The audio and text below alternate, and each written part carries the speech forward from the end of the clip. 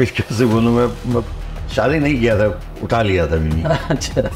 एक क्षण आया था हमारी ज़िंदगी में जब हम लोगों ने, मैं और मेरी पत्नी ने ये निर्णय ले लिया था कि अब जिया नहीं जा सकता है दोनों बच्चों के साथ। सिनेमा हॉल खत्म हो गया भोजपुरी में, अब सिनेमा हॉल में कोई फिल्में नहीं चलती हैं। ये कोई बोले कि हमारी फिल्म चले, नहीं, बकवास चलानी पड़ती है और बहुत मुश्किल, घर से ही पैसे लगा के चलाने पड़ते हैं। पावर स्टार, ट्रेंडिंग स्टार, ये स्टार वो स्टार, सब अपने अपने पॉकेट में घुस गए। देवर के साथ बेटा समान होता है, उसके साथ इस तरह के गाने। पता नहीं इस इंटरव्यू के बाद लोग मेरा क्या हाल करेंगे, लेकिन ये सत्य है।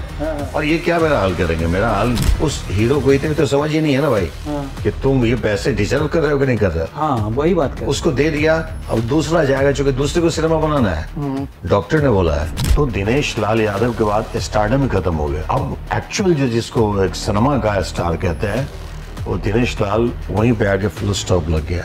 इनका सिनेमा से वास्ता नहीं है। सिनेमा करते हैं, सिनेमा से जाने जाते हैं, लेकिन सिनेमा को वो पूछते नहीं है। हम हैं नंबर वन, हम हैं नंबर वन। ये जो हो रहा है भाई साहब, ये सारे नंबरों को बिगाड़ के रख दिया है। उन्होंने तो योगी जी ने अच्छे के लिए किया था कि उत्तर प्रदेश का एक थोड़ा पर्यटन स्तर बढ़े, बेल्ट की फैक्ट्री भी खोल लो, लेकिन वो कवर कहाँ से लाऊंगा। ये जो रवि जी जो जिस मेरे उस लाइन को मशहूर किए थे, ये जिंदगी झंडवा फिर भी घोंड भाई, मेरा तो क्या कलाम। नमस्कार दोस्तों, आज हमारे साथ हैं भोजपुरी के दिग्गज कलाकार अवधेश मिश्रा जी। नमस्कार सर, आपका बहुत बहुत स्वागत। नमस्कार साहिल साहब, बहुत बहुत धन्यवाद, आप यहाँ आए आप लोग। आपका थैंक यू, आपने अपने कीमती समय हमें दिया। लंगटई पर उतर गईली तो पछताए के भी मौका न देला। किसी भी इंटरव्यू को शुरुआत जब हम करते हैं, किसी कलाकार की जर्नी के बारे में जानने से शुरू करते हैं, और मेरा मानना है कि उसने वो गरीबी से निकल के आया हो या अमीरी से निकल के आया हो, लेकिन सबका अपना अपना एक स्ट्रगल होता है। आपने किस तरह का स्ट्रगल फेस किया? नॉर्मली होता है ना, बहुत से हीरोज़ का हम लोग सुनते हैं, प्लेटफॉर्म पे हमने रातें गुजारी, हमने, पता नहीं कि वो कितना सही होता है, हाँ। होता है, लेकिन मुझे लगता है कि गरीबी से आना या स्ट्रगल करना ये दुर्भाग्य नहीं है कलाकार के लिए। मुझे लगता है सबसे बड़ा सौभाग्य है, क्योंकि वही वक्त होता है जो हमें इतनी मजबूती प्रदान करता है कि हम आने वाले कठिन कठिन पलों से जूझ पाए, सामना कर पाए। तो स्ट्रगल किया है, और हमने सबसे ज़्यादा माली हालत हमारी सही नहीं थी, तो जाहिर सी बात है स्ट्रगल करना पड़ता। और वो टाइम था जब हम बॉम्बे आए थे, तो NSD का बड़ा वर्चस्व था उस ज़माने में। थिएटर में भी करता था, लेकिन NSD का तकवा नहीं था हमारे पास। तो वो जो सीरियल्स का ज़माना था फिल्मों में, तो लगता है कि खुश पाना भी नामुमकिन ही था। किस साल की मैं यहाँ आया था 94 में। 94 में? उसके पहले दिल्ली में था, वहाँ थिएटर करता था। उसके पहले पटना में थिएटर करता था। तो स्ट्रगल हुआ है। अब मैं उस स्ट्रगल को दोहराना नहीं चाहता, क्योंकि मैं एक कष्ट की पराकाष्ठा थी वो, जब चूँकि मैं अकेले नहीं था। अच्छा। हमारी धर्मपत्नी थी, हमारे अच्छा, शादी के बाद आए हम? शादी के बाद आया था या लाया गया था ऊपर वाले के द्वारा, आई डोंट नो। बस कुछ ऐसी हमारी कहानी रही है पहले की पास्ट की, कि हम आ ही गए। हमें नाटक करते थे, तो एक्टिंग के अलावा कुछ आता नहीं था। अच्छा, आपका बचपन से भी मतलब इंटरेस्ट था एक्टिंग में? नहीं, वो सडनली हुआ। सब एक मैंने जो सोचा मिला नहीं, वो हुआ नहीं। जो नहीं सोचा वो होते चला गया। मैं कभी नहीं सोचा था कि मैं एक अभिनेता बनूंगा, ये बड़ी ईमानदारी से बोल रहा हूँ।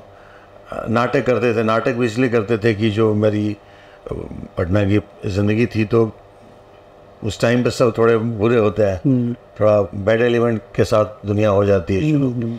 और वो टाइम लालू जी का था, तो कैसा पटना हो सकता है। तो उस परिवेश में जब मेरे फैमिली वाले बहुत डरने लग गए मेरे से कि क्या इसका होगा पता नहीं, तो मेरे बाबूजी को इस बात से खुशी मिली जब मैं थिएटर ज्वाइन किया। मैंने सोचा कि कम से कम पैरेलली कुछ करूं। तो मेरे फादर चुपके से आते थे मेरे नाटक को। सपोर्ट करते थे वो? नहीं, कभी सामने से नहीं बोले, क्योंकि मेरे पक्ष में कभी से मेरे घर वाले रहे नहीं।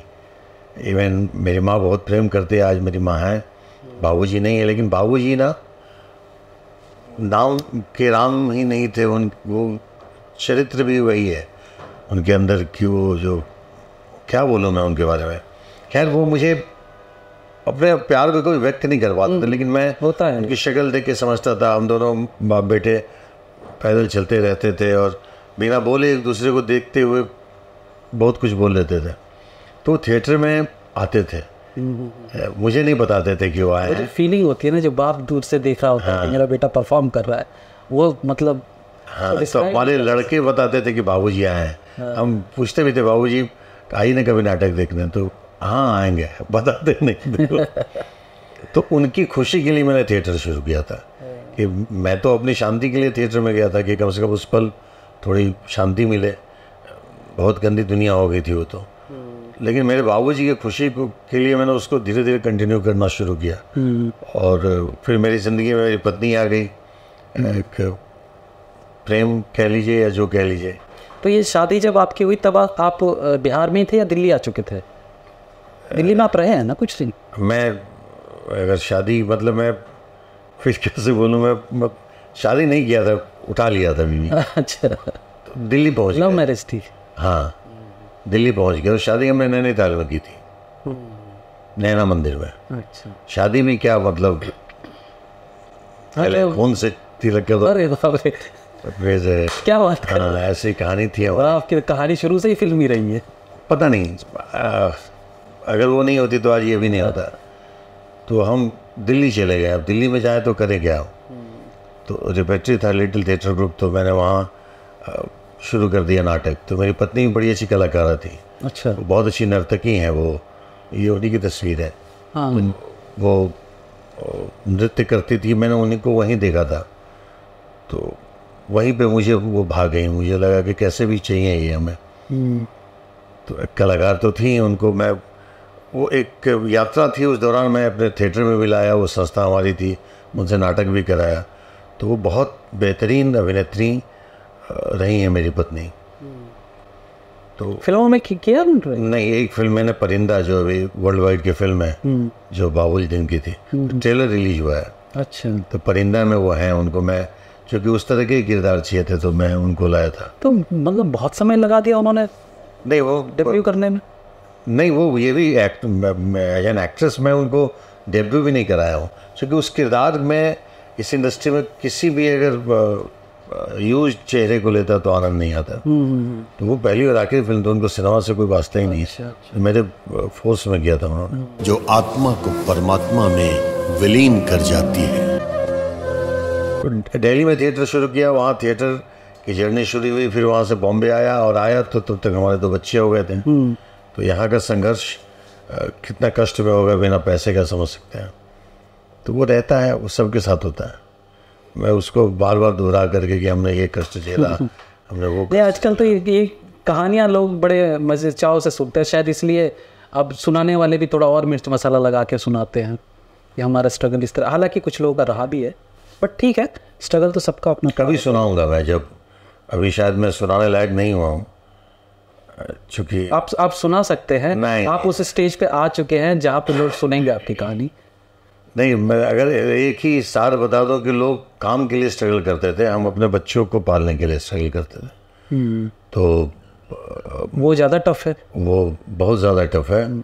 स्थितियाँ कभी कभी इतनी विपरीत हुई हैं कि एक क्षण आया था हमारी ज़िंदगी में जब हम लोगों ने, मैं और मेरी पत्नी ने ये निर्णय ले लिया था कि अब जिया नहीं जा सकता है दोनों बच्चों के साथ। तो समझ सकते हैं उस चीज़। कितने बड़े बच्चे थे उस टाइम? 2 साल का मेरा बेटा था, और नहीं 6-8 महीने का मेरा बेटा था, और मेरी बेटी थी 2.5 साल की, 2-2.5 साल की। मतलब ये सब क्यों था? Financially problem? फाइनेंशियली प्रॉब्लम था, क्योंकि हम माली हालत, मेरे फादर भी उस समय तक बिल्कुल टूट चुके थे, उनको वो बीमार हो गए थे। और आपने फिल्में शुरू नहीं की थी उस टाइम? नहीं, स्ट्रगल ही था वो। तो उस समय करता था, फ्लूटिंग का ज़माना था, जब माइथो सीरियल्स बनते थे, तो उसमें कभी बंदर बन जाना मास्क लगा के, कभी राक्षस बन जाना दाढ़ी वाड़ी लगा के। तो बड़े कम पैसे मिलते थे। वो उसको आर्टिस्ट नहीं बोलते थे, फ्लूटिंग आर्टिस्ट। वो भी शब्द बड़ा यूनिक है, जो भूला नहीं हूँ मैं।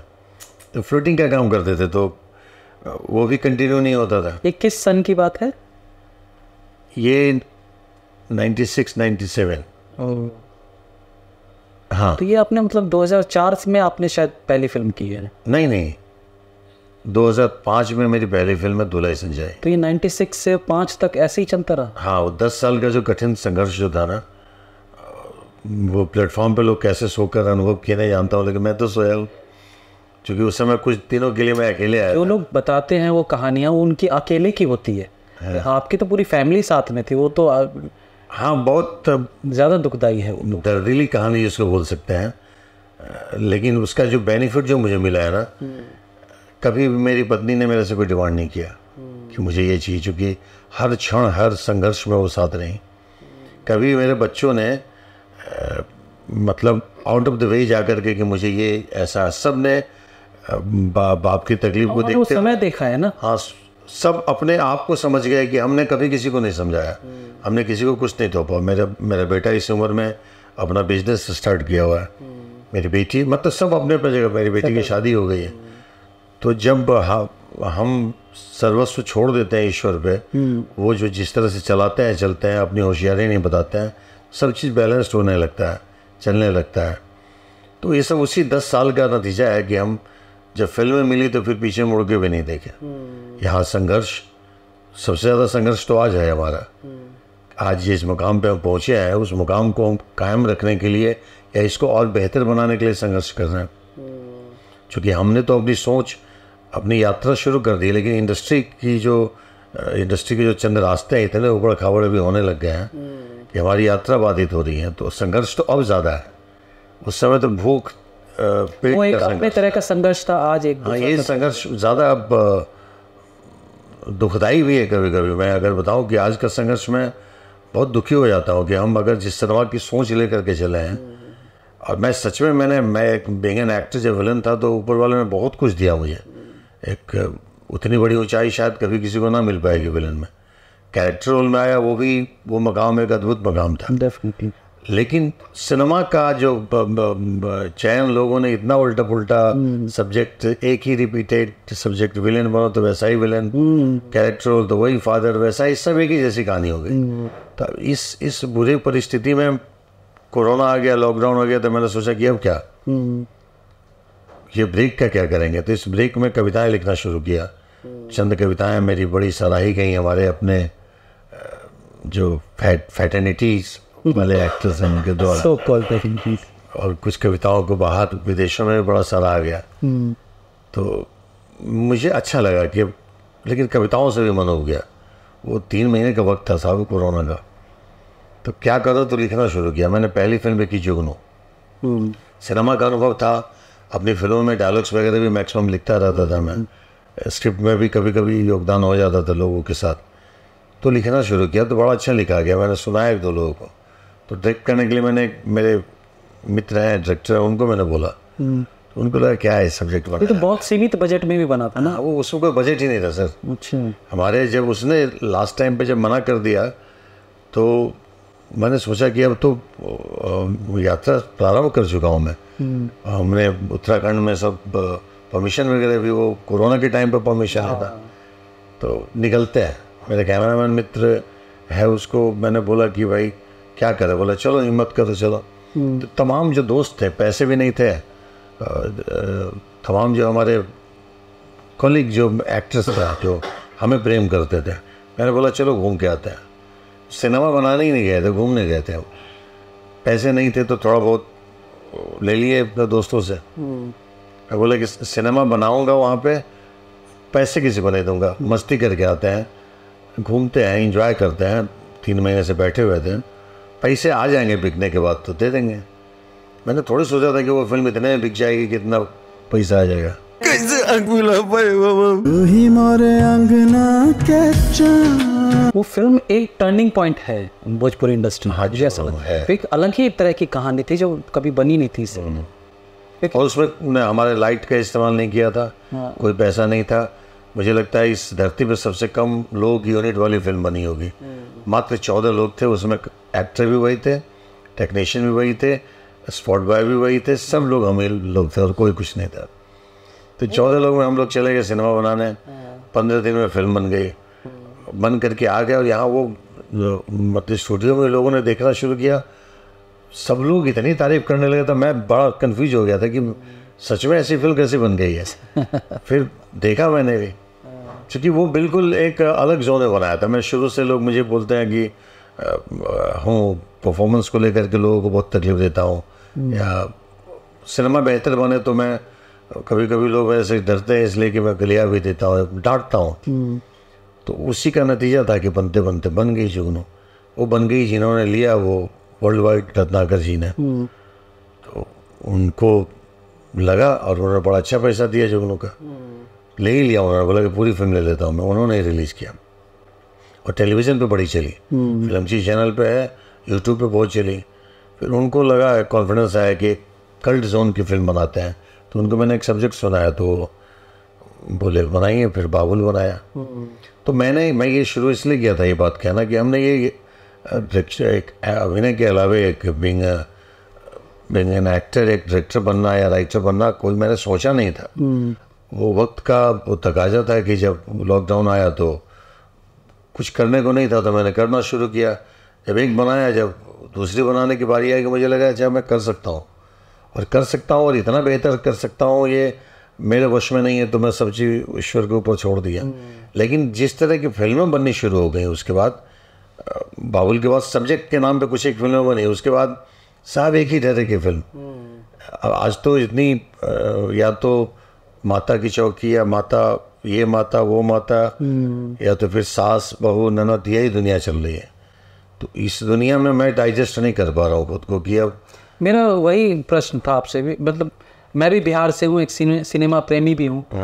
तो लेकिन जब मैं बिहार की ये भोजपुरी फिल्मों का स्तर देखता हूँ या लोगों से सुनता हूँ, यहाँ अश्लीलता की बात होती है, अश्लील गानों की बात होती है, अश्लील सीन्स की बात होती है, तो बड़ा अंदर से बुरा लगता है कि यार ये बदलाव ज़रूरी है। अश्लीलता अब नहीं रह गई है। अश्लीलता अगर मैं सही मायने में बोलूँ तो सिनेमा में पहले भी उतनी अश्लीलता नहीं थी। गाने के रूप में चंद अश्लीलता थी, चूँकि दर्शकों का डिमांड होता था कि गाने सिक्का उछालने के लिए फर्स्ट बेंचर्स के लिए चाहिए थे। फिल्में उतनी अश्लील नहीं होती थी। हम विलेन होते थे तो हम अगर रेप करना अश्लीलता है तो अश्लील है नहीं वो तो चलो ठीक है। मामला क्या शुरू से रहा है कि एल्बम जो बन गए, हाँ गानों से ये गाने इतने अश्लील हो गए कि सिनेमा बदनाम होता चला गया कि सिनेमा भोजपुरी में इतनी अश्लीलता है। भोजपुरी फिल्मों में नहीं रही उतनी जितनी एल्बम्स में रही। एल्बम को लोगों ने सिनेमा समझ लिया, फिल्म में स्तरीय नहीं रही है, आप ये बोल सकते हैं। Bhojpuri film from very beginning जो जिस सिनेमा की कल्पना हमने की थी कि सिनेमा अगर है तो ऐसा होता है, जिस तरह की फिल्म है या वेब सीरीज या जो एक बेहतर सिनेमा, मैं आर्ट फिल्म की बातें नहीं कर रहा हूँ, कमर्शियल फिल्म में भी बड़ी अच्छी अच्छी फिल्म बनी है, शोले है और भी जितनी एक से एक नाम ले लीजिए बनी है। बिल्कुल। तो लगान के कमर्शियल फिल्म नहीं थी क्या? गदर भी कमर्शियल फिल्म थी, लेकिन टाइटल्स बड़े बड़े लेकर के हम लोग इतने वाहियात तरीके की मेकिंग करते हैं, वाहियात तरीके का सब्जेक्ट चयन करते हैं, वाहियात तरीके का परफॉर्मेंस करते हैं कि सिनेमा से शर्मिंदगी होने लगती है। बड़ा कभी कभी कन्फ्यूजन होता है कि मैं सिनेमा की दुनिया का हूँ क्या। ये रीज़न है मेरा डायरेक्शन या राइटिंग का कि हमें चलो ईश्वर ने वो ज़मीन नहीं दी जहाँ उस तरह की फिल्मों की फसल उगती है। जो भी तंग ज़मीनें दी हैं हम उसी पे उस तरह की फसल उगाने की कोशिश करें, तो फिल्म बनाना शुरू किया। लेकिन वो फसल के लिए भी ना वो धरती है। कारण क्या है कि रीजनल इंडस्ट्रीज़ में अगर हम देखें तो जो भोजपुरी इंडस्ट्री काफ़ी पुरानी है, बीच में भले ही इसका थोड़ा सा डाउन हो गया था, बट अगर हम कंपेयर करें बाकी रीजनल सिनेमा से, आप साउथ को चलो छोड़ भी दो एक बार, आप पंजाबी ले लीजिए, उड़ीसा में ले लीजिए, अभी इतनी कल्ट फिल्म आई है उड़ीसा, आसाम में, मणिपुर में, ये लोग इंडस्ट्री में जो कहीं इनका नाम भी नहीं है वो भी एक स्तर पर आ गया, उनकी नेशनल लेवल पे लोग इनको देख स्तर पे इसलिए आए हैं कि वहाँ पे बनाने वाले जो है ना वो सिनेमा के हैं, करने वाले हैं वो सिनेमा के लिए है। यहाँ पे सिनेमा के लिए कोई नहीं है। सिंगर बन करके आप आएंगे, आपको धीरे धीरे यूट्यूब चैनल है तो इतनी बर्बादी ला दी है कि सब छोटे छोटे सिंगर्स अपना आप यूट्यूब चैनल खोल लिए हैं। वो 24 आवर में मतलब कि 48 बार तो दिख जाता है, 48 टाइम्स तो दिख ही जाता है। तो उनको जब यूट्यूब पे फ्री में मिल रहा है, सिनेमा हॉल ख़त्म हो गया भोजपुरी में। अब सिनेमा हॉल में कोई फिल्में नहीं चलती हैं। ये कोई बोले कि हमारी फिल्म चले, नहीं, बकवास चलानी पड़ती है और बामुश्किल घर से ही पैसे लगा के चलाने पड़ते हैं। जो वो दौर था सिनेमा का वो ख़त्म हो गया, क्योंकि इतने सिंगर्स हैं उनको 24 आवर लोग देख ही रहे हैं यूट्यूब पे, गाने के मिलियंस व्यूज़ जा रहे हैं। तो अभी सब पावर स्टार, ट्रेंडिंग स्टार, ये स्टार वो स्टार, सब अपने अपने पॉकेट में घुस गए हैं। सिनेमा इंडस्ट्री में रहे नहीं, ये सब के अपने अपने छोटे छोटे पॉकेट हैं। अपना वो उसमें यूट्यूब चैनल चलाते हैं, अपनी फिल्मों को तारीफ़ें करवाते हैं, अपनी फिल्मों को प्रमोट कराते हैं, यही सब हो रहा है। जबकि सत्य ये कि दर्शक सिनेमा हॉल से कट गई है, सिनेमा से भी कट गई है। अभी सब श्रोता बन गए, कोई दर्शक रह नहीं गया है, सब श्रोता हो गए हैं। और वो श्रोता एल्बम्स की दुनिया को गंद मचा के रख दिया। दोष सिंगर का उतना नहीं है, सिंगर क्या बोलो, मतलब एल्बम बनाने वाले सिंगर्स तो हो ही नहीं सकते। तो वो उनको मैं दोष केवल उन श्रोताओं का है, उन दर्शकों का है जो इस तरह के एल्बम को देखते हैं, इस तरह के एल्बम को सुनते हैं। चाहे वो मतलब रिश्ते की जो समझ जो है ना भाभी देवर का, मतलब इस कदर इसको गिनोल हो गया है कि भाभी मीन्स बैड, बुरा, जबकि भाभी माँ समान होती है। देवर के साथ बेटा समान होता है, उसके साथ इस तरह के गाने। होली के नाम पे देखिए एक से एक होंडे गाने। होली में तो एकदम बवाल बचा। कभी भी सर एक ये अस्तर गिराने में सबसे बड़ा योगदान हमारे दर्शक का है। और उसके बाद जो योगदान है हमारे तथाकथित उन तमाम कलाकारों का, जो कलाकार थे नहीं, एक एल्बम सिंगर थे और आकर के कलाकार बने। सिनेमा से प्रेम कहाँ आएगा। और उसके बाद जो बनाने वाले लोग आ गए, वो भी पार्टी पकड़ू इंसान है, जो चाहे वो डायरेक्टर हो, राइटर के नाम पे खैनी बनाने वाले राइटर, इन द सेंस मतलब जो पैसे निकलवाने, आप प्रोड्यूसर को बेवकूफ, मैं वही चीज़ मैं आपको, हाँ, और गांव से लाए और यहाँ पे हीरो को भैया इतना थोड़ा ज़्यादा ले लीजिए ना, मेरा पार्टी है, छूट नहीं है। मैं पता नहीं इस इंटरव्यू के बाद लोग मेरा क्या हाल करें, लेकिन ये सत्य है। और ये क्या मेरा हाल करेंगे, मेरा हाल या तो मैं बिगाड़ सकता हूँ या ऊपर वाले बिगाड़ेंगे, इंसान नहीं। मैं ईमानदार हूँ, मैं सिनेमा के लिए ही जी रहा हूँ। मेरे पास ना इसके अलावा कोई पूजा है, ना मैं कोई पावर है, ना मेरी कोई शक्ति है, ना मेरी कोई भक्ति है। जो है सिनेमा है। तो मुझे दर्द है क्योंकि सिनेमा तो ख़त्म हो गया। अब वो जो हमारे दर्शक वर्ग थे, ये पार्टी पकड़ू डायरेक्टर्स के ज़रिए, तो अब क्या हो गया, अब पहले पावर स्टार, ये स्टार, वो स्टार होते थे। अब ट्रेंडिंग एक्टर, ट्रेंडिंग डायरेक्टर नहीं, ये sorry TRP actor, TRP directors, ये हो गया अभी मामला कि चैनल पे किसकी फिल्म टीआरपी दे दी। अब वो टीआरपी डायरेक्टर्स अपना कॉलर खड़ा करके घूमेंगे, तो वो टीआरपी के लिए फिर उसी तरह की फिल्मों का चयन करेंगे, वो सिनेमा नहीं सोचेंगे। फिर वो कि हमें टीआरपी किसने दिया है, तो जो टेलीविज़न देखने वाली जो महिलाएं हैं जो बैठे हुए हैं, तो उनको थोड़ा ये इस तरह की फैंटेसी अच्छी लगती है ना कि भगवान का कुछ लीला हो जाए, या सास बहू की लड़ाइयाँ झगड़े। टाइटल्स भी इतने अजीब अजीब से हो गए हैं, बहू का झोटा, सास का सोटा, ये सब मतलब विकृति की पराकाष्ठा है।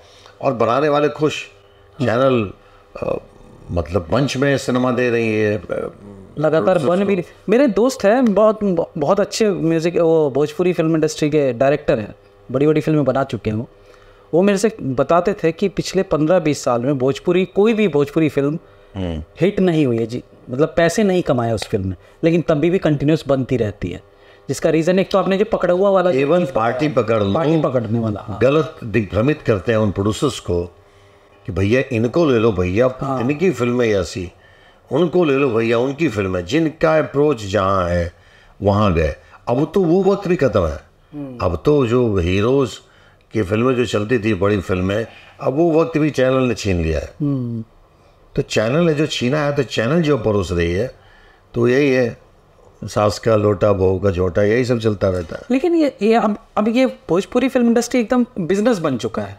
आर्ट नाम की कोई चीज़ बची नहीं। बिजनेस के लिए तो बहुत कुछ है धरती पे, बिजनेस करने के लिए सिनेमा क्यों सर? हाँ, तो वही मेरा सिनेमा क्यों? सिनेमा आप बिजनेस नहीं, आप ऐसा नहीं कि आप जो लागत लगाते नहीं निकलता है, निकल रहा है। अब तो OTT वगैरह भी आ गए तो निकल जा। हाँ, नहीं OTT भी आएगा। एक इकलौती मेरी बाबुल है जो OTT पे है, जो सर्वाइव कर रही है ZEE5 पे। कहाँ OTT पे है? OTT पे भोजपुरी फिल्म्स नहीं जा रही है अभी। नहीं, वो ZEE5 पे जो जाती थी, वो ZEE5 पे जाती थी, लेकिन वहाँ भी कंटिन्यू नहीं कर पाती है ना। तो मेरे कहने का मतलब, अब डायरेक्टर तो पहले ही सारा, ये प्रोड्यूसर जो है सारा नाप तोल कर लेता है कि इतने में ये बन रही है, इतने में यहाँ बिक रही। तो फिल्म बनने से पहले ही तय हो जाता है कि मैं इतने प्रॉफिट में जा रहा हूँ। तो फिर उसमें आर्ट कला, वो तो उसको तो एक गाना डालना है डंका है, दो वो वाले स्टार्स ले लेने हैं जिनका डंका बजता है। कोई डंका नहीं बजता है अभी। अभी डंका वंका सब खत्म हो गया है। अभी केवल जो घरेलू कहानियाँ हैं, सास बहू ननद देवर भौजाई, यही चल रही है। अब सिनेमा नहीं, अभी एक समझ लीजिए कि 2 घंटे का एक एपिसोड है जो सब बना रहे, जो कि कहानियाँ सब तकरीबन एक ही जैसी हो जाती हैं, तो 2-2 घंटे के एपिसोड्स बना रहे हैं। अब पार्टी पकड़ के लाने वाले डायरेक्टर नहीं होते हैं, अब वो बाई फ्लूक किसी की फिल्म टीआरपी दे दी, वो बनते चले जा रहे हैं। तो सब चीज़ इतना अचंभित तरीके से होते जा रहा है कि आदमी थोड़ा कन्फ्यूज है। मैं कन्फ्यूज हूँ। अब चूँकि मजबूरी है, अपने आप को सर्वाइव करना है, तो एज एन एक्टर मुझे काम भी करना पड़ रहा है। काम करना है, अगर काम नहीं करेंगे तो फिर कैसे जिएंगे। मजबूरी है, बट तकलीफ़ें हैं कि हम जो सोच के सिनेमा को इतना साधना शुरू किए, पूजा शुरू किए, एक झटके में सब ख़त्म कर दिया। स्पेशली टेलीविज़न चैनल्स ने। सिनेमा पहले अगर बनती थी तो चलो 10 फिल्में अगर बुरी बन रही है तो उसमें 1-2 फिल्म अच्छी बनती थी। जो सिनेमा जिसको कह सकते हैं पूर्णतया सिनेमा जैसे हिंदी बनती है वैसा तो नहीं, थोड़ा सा अपरिपक्व सिनेमा, बट वो सिनेमा जैसा था। अब तो कुछ एक अलग ही दुनिया। 12-13 दिन में सिनेमा बनाना है, 2 घंटे का एपिसोड बनाना है, बना लो, ख़त्म। एपिसोडिक पहले आप टेलीविज़न पे टेलीफिल्में जो होती थी 1.5-2 घंटे की, वही बन रही है। तो टेलीफिल्मों में एक श्याम बेनेगल साहब जैसे लोग खूब टेलीफिल्में बनाते थे, लेकिन वो सिनेमा होता था, टेलीविज़न के लिए होता था। अभी तो टेलीविज़न के लिए जो जेड ग्रेड का सीरियल जिस तरह से बनते थे, सास बहू भी कभी बहू थी, जो बालाजी और एकता कपूर ने जो शुरू किया, तो वो तो हाई-फाई स्टैंडर्ड होते थे। अब उसी का बिलो स्टैंडर्ड चीज़ें बन रही हैं। और इस सबसे कड़ी भी सच्चाई है, क्या अब दिशा और दशा होने वाली है फिल्मों की, ये मैं नहीं जानता हूँ। लोग मुझे क्या नज़रिए से आंक रहे हैं मैं नहीं जानता हूँ, लेकिन सिनेमा तो नहीं रह गया भाई साहब, सिनेमा नहीं रह गया। अब इस बीच में कुछ एक फिल्में आ जाती हैं। अच्छा, आपको ये लगता है कि फिल्म में जो आजकल जो जिस तरह की फिल्में बन रही, जिसमें फॉर एग्जांपल 2 करोड़ बजट की एक फिल्म बनती है और हमने सुना है कि उसमें मैक्सिमम जो पार्ट है उस बजट का वो हीरो ले जाता है। हाँ, और बाकी चीज़ जो है तो हीरो में ये कंपटीशन है कि भाई वो कौन किससे ज़्यादा ले रहा है। 40 ले रहा था मैं 50, 60 ले रहा था मैं 80, वो 80 ले रहा था मैं 1 करोड़। अब इससे इफेक्ट पड़ता है कि आपका जो पोस्ट प्रोडक्शन का जो पैसा है वो कम बढ़ गया, सारा तो वो ले गया। सर आप वही है भैया, इनको ले लिया, अरे कितना मांग रहा है, इतना भैया 10 ज़्यादा दिला दे रहा है, तो हीरो का बजट वहाँ चला गया। हाँ। एक बार हीरो का बजट एक बेवकूफ़ ने बढ़ा दिया, उस हीरो को इतनी तो समझ ही नहीं है ना भाई। हाँ। कि तुम ये पैसे डिजर्व कर रहे हो कि नहीं कर रहे हो। हाँ, वही बात कर, उसको दे दिया। अब दूसरा जाएगा, चूंकि दूसरे को सिनेमा बनाना है, डॉक्टर ने बोला है, उनको सिनेमा की कोई समझ नहीं, डॉक्टर ने बोला है बेटा सिनेमा नहीं बनाओगे तो मर जाओगे, तो उसको सिनेमा बनाना है, तो इस साष्टांग होना है, तो भैया फलाने ने दिया था इतना, तो तुम इतना ज़्यादा दे दो। उस सिनेमा का परिणाम क्या होना है, प्रोड्यूसर्स को कितने मिलने हैं और कितने टूटने हैं, इससे न डायरेक्टर को मतलब है, न उस हीरो को मतलब है, और न उससे जुड़े लोगों को मतलब है, क्योंकि सबकी अपनी अपनी छोटी बहुत सही रोटियां सीख रही हैं, लोग बनाए जा रहे हैं। इस गफलत में इंडस्ट्री चलती रहेगी थोड़े दिन तक, लेकिन बहुत नहीं चलेगी। और मैं बता रहा हूँ अब वो गिरावट आ गई है कि इतने ज़्यादा गहराई में हम जा चुके हैं बुराइयों के, कि अब सिर्फ अच्छाई के लिए उठान हो सकता है, बाकी बुराई के निम्न स्तर तक पहुंच गए सिनेमा के नाम पे। तो अब शायद कोई नई पौंध है, नए लोगों में नए दर्शक दीर्घा वर्ग आए, OTT प्लेटफॉर्म पे चीज़ें थोड़ी बहुत क्रिएटिव आने लगे, दर्शक बदलने लगे। अब जो हिंदी OTTs पे हैं उस प्लेटफॉर्म पे हम ही लोग ज़्यादा देखते हैं ना, यूपी बिहार के लोग ही देखते हैं ना, तो उनको ये समझ है कि ये सिनेमा है, ये वेब सीरीज है, ये हाँ वो स्टैंडर्ड है। हमारे यहाँ सबसे ज़्यादा अगर कमी है तो स्टैंडर्ड की कमी है ना, राइटिंग में वो स्टैंडर्ड राइटिंग है ना, वो डायरेक्शन में है ना, परफॉर्मेंस में है ना, वो संगीत में है ना, बैकग्राउंड में है, किसी चीज़ में नहीं है।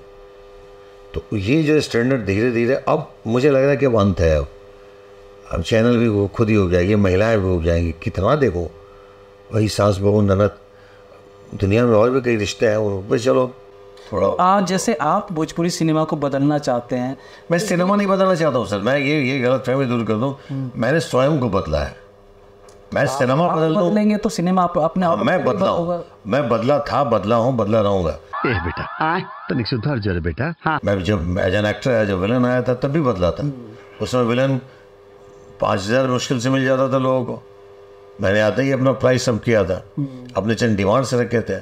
फ्लाइट में ही जाऊंगा, मेरी अड़ीबाजी को लोगों ने बोला कि अड़ियल है। मैं ये नहीं मेंटेन करो, जब हीरो एक विंग है सिनेमा का तो विलन क्यों नहीं है। बिल्कुल। तो मैं उस विंग को स्ट्रॉन्ग किया, जिसके बाद सब लोगों ने उसके बेनिफिट लिया। उसको बहुत स्ट्रॉन्ग किया मैंने। अड़ियल था, होटल चाहिए जिसमें तुम्हारे हीरो रुकेंगे, ये था। अब इसको लोगों ने सहना शुरू इसलिए किया कि शायद उनको लगता था कि ये एज एन एक्टर ठीक है, और मेरी पॉपुलैरिटी ईश्वर ने बढ़ा दी। और मेरे काम में जो ईमानदारी थी फ्रॉम वेरी बिगनिंग रही है, तो ठीक है, ये मेरा अहंकार नहीं है। जैसे ये भोजपुरी कल्चर में सिंगर से हीरो बनने वाला है, बनने का जो एक तरीका हो गया है, जो सिंगर है वो हीरो बन जाएगा। पंजाब में भी ऐसे ही होता है। लेकिन जैसे दिलजीत दोसांझ अच्छा सिंगर है, हीरो एक्टर बना, गुरदास मान जी एक्टर बने, लेकिन इनका एक ये था कि इन्होंने अपना दायरा बढ़ाया, पंजाबी फिल्म से निकल के बॉलीवुड तक में गए, शायद इसलिए कि एक्टर भी अच्छे थे ये लोग। हमारे जो यहाँ इंडस्ट्री में जो भी है, आप पवन की बात कर लीजिए, खेसारी लाल की बात कर लीजिए, ये लोग भी सिंगर से एक्टर बने हैं। सिंगर से एक्टर बनने का जो वो कोई सेंस नहीं बनता है, मतलब उन्होंने, मुझे नहीं लगता कोई ट्रेनिंग वगैरह भी ली है। एक स्टारडम उनको एज ए सिंगर के तौर पर मिल गया था, जिसको वो अब भुना रहे हैं। बट दिनेश लाल यादव वो भी ऐसे ही आए हैं, लेकिन उनके अंदर एक टैलेंट है जिसकी वजह से, जो एक्टिंग की, जिसकी वजह से वो स्कैम 2003 जैसी फिल्म, सीरियस फिल्म में भी उनको काम मिला है। बट अगर हम पवन सिंह की बात करें या खेसारी लाल की, इन्होंने इनका दायरा भोजपुरी तक ही सिमट के रह गया, शायद इसलिए कि अगर ये आगे तक जाएंगे, बॉलीवुड में जाएंगे, तो वहाँ इनकी पोल खुल जाएगी। तो इस सिस्टम को आप कैसे देखते हैं कि क्या सिंगर से एक्टर बनना फिल्म इंडस्ट्री को और पीछे ले जा रहा है? देखिए, सिंगर से एक्टर बनना गुनाह नहीं है, एक खुली जगह है, सबको आने का आमंत्रण है। अब दिनेश जी की बात कहें, दिनेश जी जब एल्बम से आए थे, हाँ, सिंगर थे। दिनेश जी के साथ हमने बहुत सारी फिल्में की हैं, और सबसे सुपर डुपर हिट फिल्में दिनेश जी के साथ ही हुई हैं। जब सिनेमा हॉल से 1.5 करोड़ एक टेरिटरी से मिलते थे, दिनेश जी ने सबसे पहला प्रण किया कि मैं अब गाना नहीं गाऊंगा, एल्बम नहीं करूंगा। शायद इस चीज़ को नहीं जानते होंगे आप।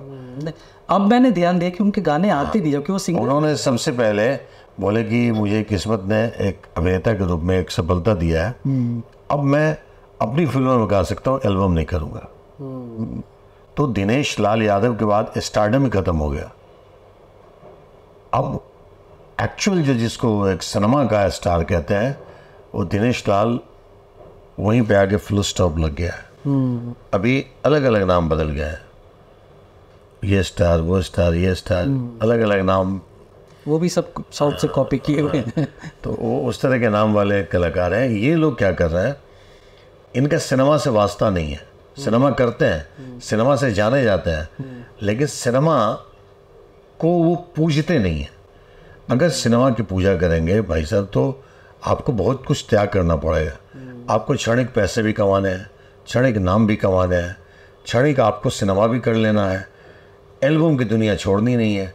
एक तरफ आपकी एक फिल्म रिलीज होती है थिएटर के लिए, जहाँ दर्शक अपना टिकट कटा करके आते हैं, वहीं पे आपके गानों को पसंद करने वाले दर्शक आ रहे हैं, और वहीं आपके 8 गाने उसी दिन रिलीज हो गए यूट्यूब पे, जो फ्री में देख रहे हैं। उनको आप चाहिए being a singer, not being an actor. आप चाहिए, आप बीइंग एन सिंगर ही चाहिए, क्योंकि आप वो बीइंग एन सिंगर उनके फेवरेट है, आप अभिनय कर रहे हैं, तो आपको देखने के लिए सिनेमा हॉल में जाते हैं। यार मेरा जो ये सिंगर एक्शन भी करता है, मेरा सिंगर रोमांस भी करता है, तो आपके हर वो रोमांस, वो एक्शन, वो भक्ति, वो शक्ति, सब उसी गाने में मिल जा रहा है। 3 मिनट के गाने में, 4 मिनट के गाने में, तो आपको सिनेमा हॉल में क्यों देखेंगे? सबसे पहला और मजबूत रीज़न है सिनेमा हॉल से दर्शक को भाग जाने का। दूसरा ये कि आप हर उस जगह पे बहुत आसानी से उपलब्ध है। किसी की शादी हो, किसी का सतैसा हो, किसी का श्राद्ध हो, ये प्रोग्राम, वो प्रोग्राम, यहाँ प्रोग्राम, वहाँ प्रोग्राम, हर जगह आप बहुत इजी अवेलेबल है। तो आपको जब सामने अरे ये फलाना देख गया, अरे ये देख रही है, हो गया। आपको क्यों सिनेमा हॉल में डाइजेस्ट करेंगे? अगर हमें रोज़ यहाँ वाले, जब हमारे घर के आसपास वाले रोज़ देखते हैं, तो ये लोग हमें सम्मान कर सकते हैं, लेकिन हमारे लिए वो पागल कम नहीं होगा। हाँ, यहाँ से थोड़ा दूसरे मोहल्ले में चले जाएंगे, दूसरे एरिया में, तो लोग देख करके फ़ोटो खिंचाने दौड़ेंगे, ये आने ही दौड़ेंगे। यहाँ वही दौड़ेंगे जो नए आएंगे या बताया होगा कि ये यहीं रहता है। तो यही बात है, वो सिनेमा हॉल में क्यों तुम्हें पैसा लगा के देखने जाएंगे? तुम हर जगह अवेलेबल हो। दूसरी बात कि हर जगह उन्हीं चंद चेहरों के साथ अवेलेबल हो, चाहे वो जोड़ी लड़की के साथ हो, चाहे किसी के साथ हो, आप उसी तरह से आप अवेलेबल। ऐसा कैसे चलता है कि मतलब एक ही जोड़ी 10-10 फिल्में कर जाती हैं? ये इसके पीछे का क्या रीज़न क्या है? मतलब जैसे अगर एक हीरो और हीरोइन की जोड़ी चल गई तो 15-15 फिल्में सब साथ में कर जाते हैं। इसलिए कि कन्विक्टेड डायरेक्टर नहीं होता है, कन्विक्टेड राइटर नहीं होता है। अपने आप में वो इतने कन्विक्शन के साथ नहीं आते हैं कि कह सके नहीं ये जोड़ी नहीं अच्छी है भाई, चेंज करो। क्योंकि वो आने वाले ही वही होते हैं, भैया मेरी पार्टी है, ओहो भैया भैया, और रिस्क नहीं लेना चाहते, सोचते हैं कि पक्की नहीं पकाई भैया जोड़ी भैया है। भैया पार्टी छूट जाएगी भैया, हाँ, ठीक है ना भैया, बहुत अच्छे लग रहा है, आप लोग तो राम सीधा लग रहा है। इट्स ये है, देखिए ये हर इंडस्ट्री में है शायद, नहीं, लेकिन यहाँ कहाँ जाना है? यहाँ बहुत विवत्सता के साथ होना शुरू हो मैंने गया। देखा उस क्या अमरपाली दुबे और किसकी जोड़ी है? दिनेश जी की। तो 10-10 12-12 फिल्में साथ की हुई है, जब फिल्म आती है तो दोनों की आती है। इसी तरह से खेसारी के साथ भी जोड़ी है, पवन जी के साथ भी जोड़ी है। अच्छा, इन सब के साथ आपने काम किया, कैसे आप डिफ्रेंशिएट करते तीनों को काम के मामले में या निजी जीवन में? किस तरह के लोग हैं लोग से? मुझे कभी किसी से मतलब रहा नहीं है। आपका? जो पर्सनल आपकी क्लोजनेस नहीं रही? पर्सनल मेरी सबसे है, एक वो लोग सम्मान देते हैं, मैं भी उनको प्यार करता हूँ, सम्मान देता हूँ। तो पर्सनल मैंने कभी इन्वॉल्वमेंट अपना दिखाया नहीं कभी सिनेमा में किसी के साथ। आम जीवन में कितने अच्छे और बुरे इंसान है, उससे मेरा क्या लेना देना है? हाँ भाई, मजा महाभारत के। बट होता है ना, 30 दिन साथ गुजारा नहीं, आपने, बिल्कुल नहीं गुजारा मैंने। जो सिनेमा में वक्त गुजरा, आप कितने परिपक्व और कितनी ईमानदार अभिनेता हैं, मेरा वास्ता इससे है। अपने कर्म को आप कितनी महत्ता देते हैं, उसके साथ कितनी आप मतलब कितने शिद्दत से उसको करते हैं, ये लेना देना है मेरा। और बाकी व्यक्तिगत क्या लेना देना है? ये लोग आपस में इतने उलझे रहते हैं भाई साहब कि वो उनके अपने फैंस उसको गली आएंगे, उनके फैंस उसको गली आएंगे। ये गाली गलौज की दुनिया में ये बहुत चलता है, और ऑनलाइन आके होता है ये सब। हाँ, ऑनलाइन आके होता है। और अभी तो बड़ा है, अभी ये ट्रेडिशन थोड़ा सा भी चंद महीनों से कम हुआ, नहीं तो हर लोग लाइव होते थे। हाँ, वही लाइव हो। लाइव में रोना है, लाइव में धोना है, लाइव में गलियाना है, लाइव में श्रापना है। अच्छा, इस स्तर पर आके जिस तरह मतलब ये लोग जैसे स्टार्स हैं भोजपुरी में, और लाइव आके मतलब ऐसा मैंने और किसी इंडस्ट्री में नहीं देखा है। गाली दे रहे हैं, गाली तक मतलब सामने आके दे रहे हैं, पब्लिकली दे रहे हैं। सर, ये हमारे वो अशिक्षित दर्शक वर्ग हैं जो श्रोता बने हुए हैं, जिनको अब गाली के खेसारी जी दे रहे हैं, गाली पवन जी दे रहे हैं, तो उसमें श्रोता कैसे आए? वही भैया भैया 10 लोग हैं ना। अच्छा, उस साथ वाले। हाँ, अरे भैया ये ऐसा बोल दिया, भैया ऐसी की तैसी भैया। तो धीरे बीच में तो कुछ जातिवाद भी हो गया था, वो राजपूत और यादव सेना बन गए थे सब। ये सब चलता है। ये हम हैं नंबर 1, हम हैं नंबर 1 की जो होड़ है ना भाई साहब, ये सारे नंबरों को बिगाड़ के रख दिया है। अब तो वो नंबर भी अब छोटे हो गए हैं भाई, वो तो बीती बातें हो गई। अभी तो नंबर 1 TRP हो गई है। TRP किस मतलब कभी कभी हंस लेना चाहिए, अपने ज़मीन को देख के। कभी सही बात है। तो आनंदित हो जाता हूँ मैं देख के। बट इतना भरोसा है, अगर हम बदले हैं तो जग भी बदलेगा। अगर नहीं भी बदलेगा तो हमारे बदलाव में इतनी तासीर तो है कि हम कुछ हद तक तो बदल ही सकते हैं। ऐसा नहीं है कि बिना तासीर के हम आ गए हैं। अचानक ये कुछ आईना देख के मेरे अंदर ये जज्बा जगा है कि हम कुछ करें। उस तासीर को कायम ईश्वर रखे, बस हम कुछ कर लेंगे और कर भी रहे हैं। I am very happy about me, मैं बहुत खुश इस बात से रहता हूँ कि मैं अगर मेरे पास काम नहीं तो क्या करता हूँ, लिखता हूँ। क्या लिखता हूँ? सिनेमा लिखता हूँ। क्या समझने की कोशिश करता हूँ? सिनेमा को। क्या देखता हूँ? उस तरह की सिनेमा देखता हूँ, उस तरह की सीरीज देखता हूँ। क्या गॉसिप चल रहा है, किधर कौन किसकी फिल्में देखते हैं आप? अरे बहुत देखता हूँ। भोजपुरी नहीं देखता हूँ। अच्छा, भोजपुरी बिल्कुल नहीं। बॉलीवुड या हॉलीवुड? बहुत देखता हूँ, सब देखते हैं। साउथ की देखता हूँ, बंगाली देखता हूँ, डिफरेंट रीजन्स के सिनेमा देखता हूँ। और मैंने तो साउथ की फिल्म एज एन एक्टर की भी है। हाँ। लेकिन फिर मुझे लगा कि हमारी इंडस्ट्री में बहुत स्कोप है, उस समय था भी।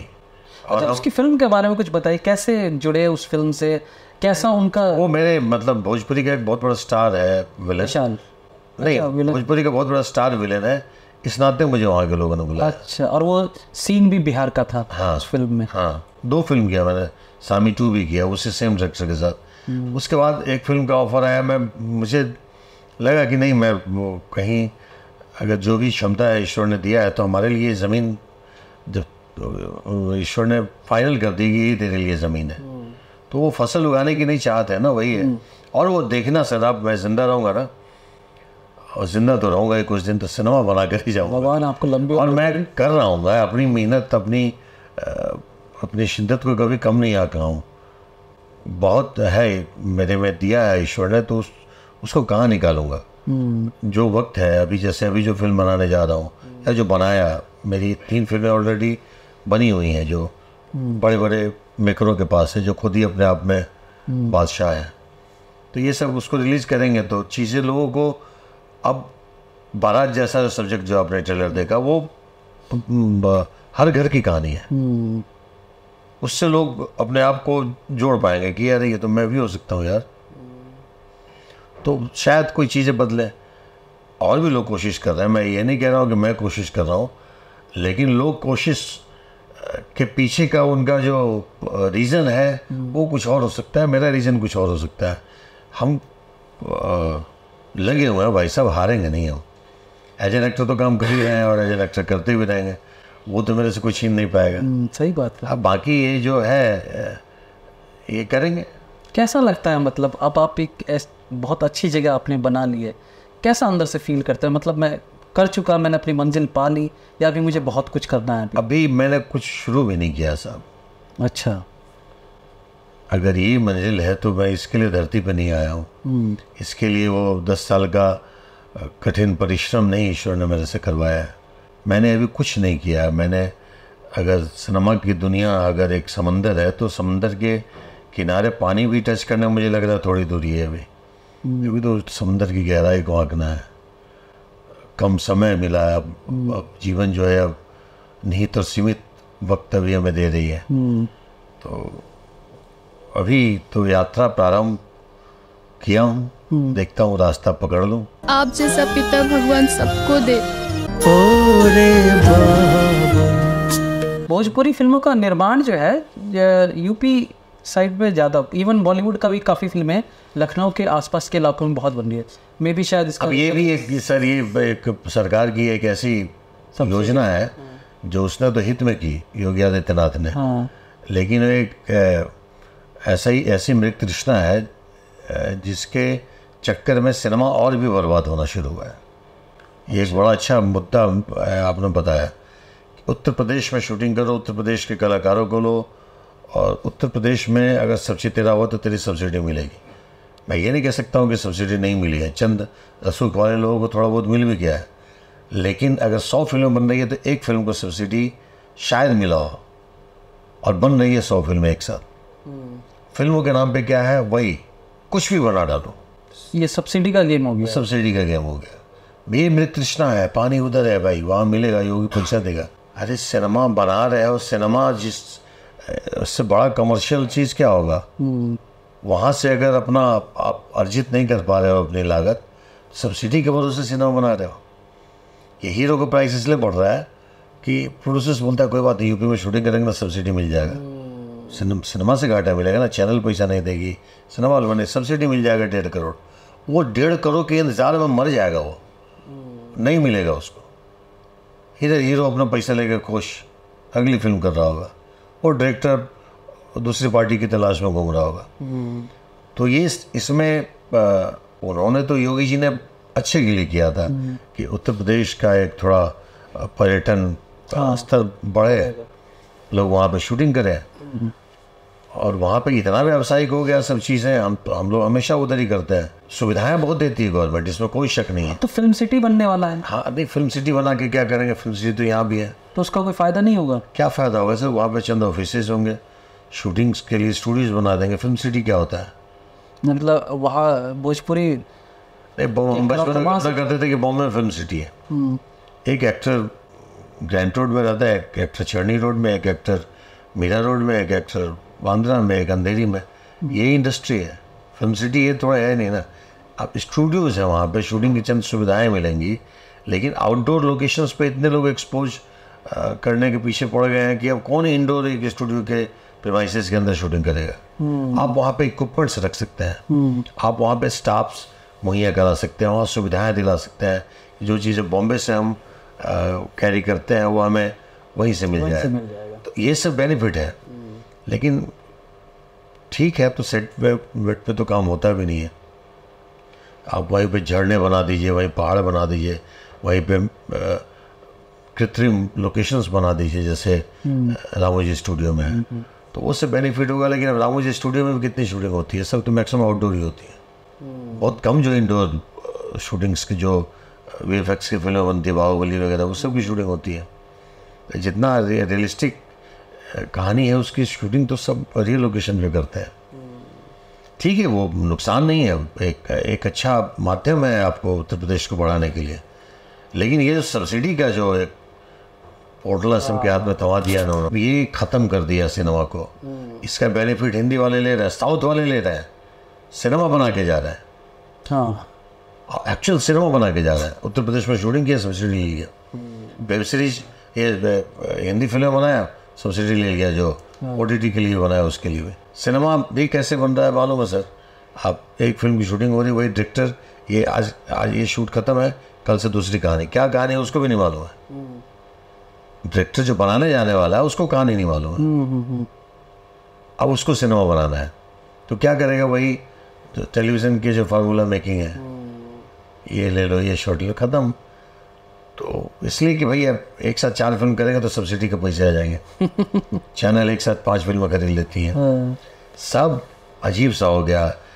भौतिक वादिता इतना हावी हो गया है कि आप देखिएगा कि सबसे ज़्यादा नुकसान उसको भौतिक ही होने वाला है जो इसके पीछे भाग रहे हैं।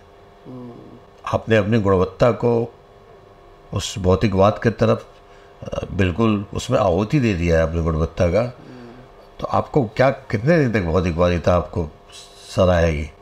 वही सबसे ज़्यादा नुकसान पहुंचाएगी जिस दिन गुणवत्ता का पूछ होना शुरू हो जाएगा। भौतिकवादिता सबसे पहले आपको झटकेगी, दुलत्ती मार के निकल, तुम्हारी कोई आवश्यकता नहीं है, तो उन्हें अपनी गुणवत्ता की आहुति दे दी। ये वक्त आएगा, देखिएगा। अरे आ ही रहा है, अब शुरू भी हो गया है। बिल्कुल।